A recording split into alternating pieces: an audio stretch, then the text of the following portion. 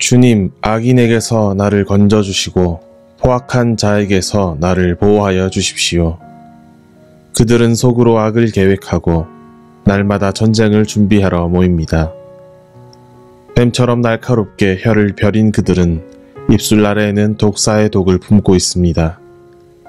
주님, 악인에게서 나를 지켜주시고 포악한 자에게서 나를 보호하여 주십시오.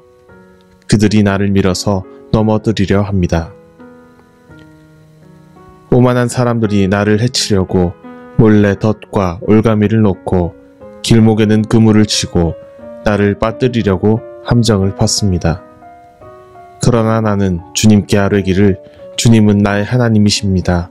주님, 나의 애원하는 소리에 귀를 기울여 주십시오 하고 말하였습니다.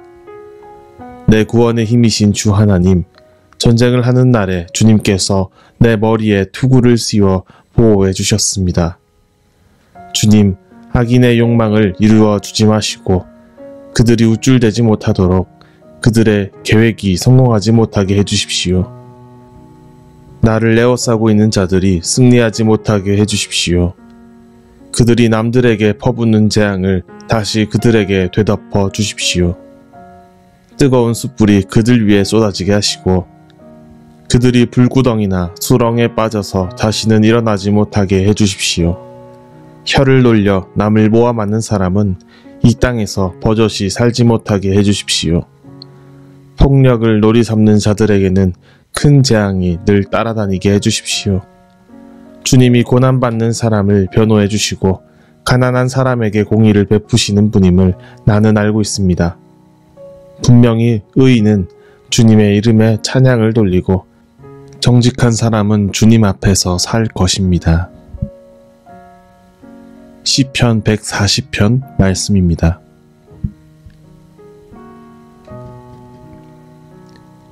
어떤 일주일을 보내셨습니까?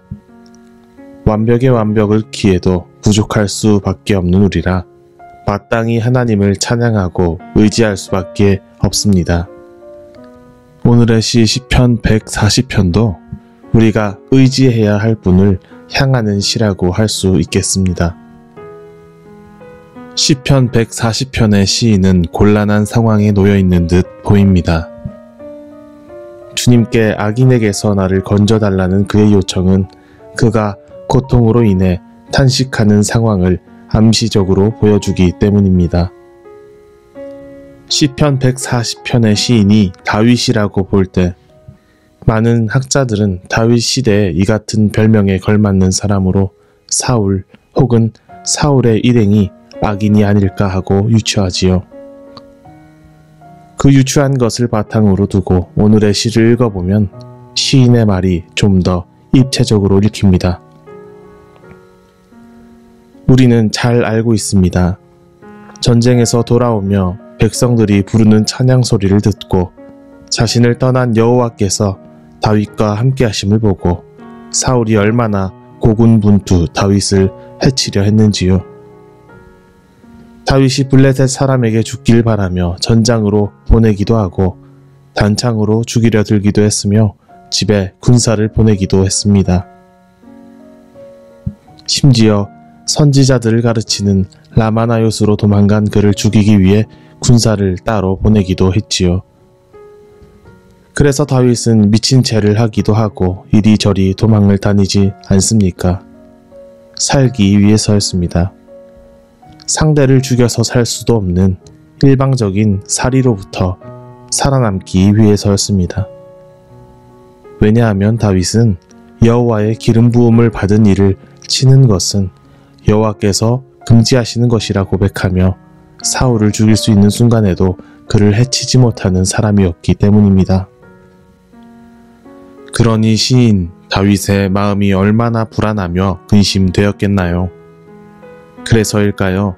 시편 140편을 곱씹어 읽어보면 슬픔의 탄식이 가득 차서 슬픔의 원인이 되었던 대상을 저주하는 것처럼 읽히기도 합니다.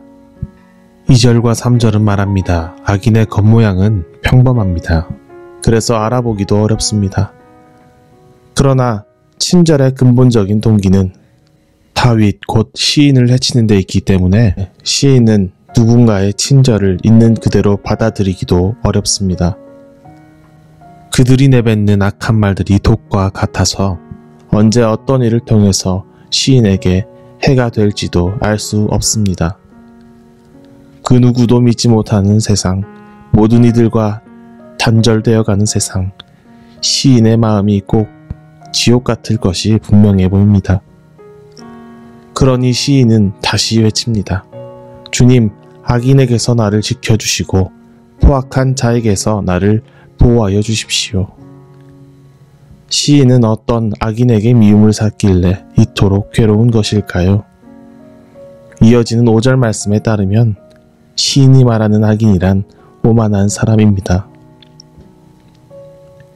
명백하게 대비되는 두 인물, 시인과 오만한 자의 차이는 6절의 말씀을 통해 두드러지게 나타납니다.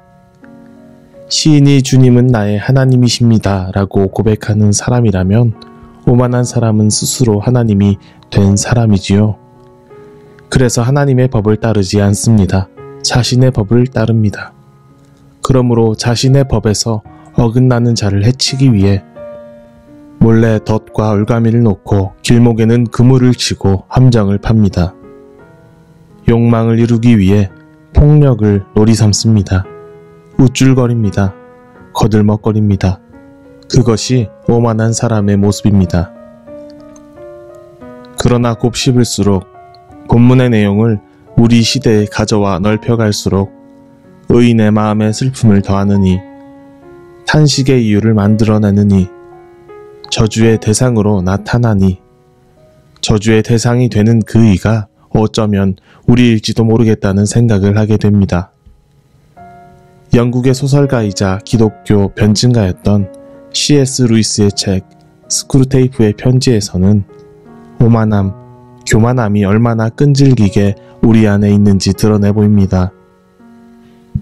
책에서 등장한 늙은 악마는 어린 악마에게 조언하길 그리스도인이 겸손해지면 위기감을 갖고 긴급히 대응해야 하는데 그 대응이란 무엇보다 그리스도인이 스스로 겸손해졌다는 사실에 관심을 갖도록 유도하는 것이라고 합니다. 왜냐하면 세상에 내가 이렇게 겸손해지다니 하는 자부심과 만족감을 갖게 되면 그 순간 자신이 겸손해졌다는 오만이 커지기 때문이랍니다. 그리고 그리스도인이 이것조차 유혹으로 생각하고 마음을 다잡으려고 한다면 스스로 이렇게 근신하려고 한다는 사실 그 자체를 자랑스러워하도록 만들면 된다고 조언하지요. 우리 그리스도인이 갖는 오만함이 이 같지 않을까 생각합니다.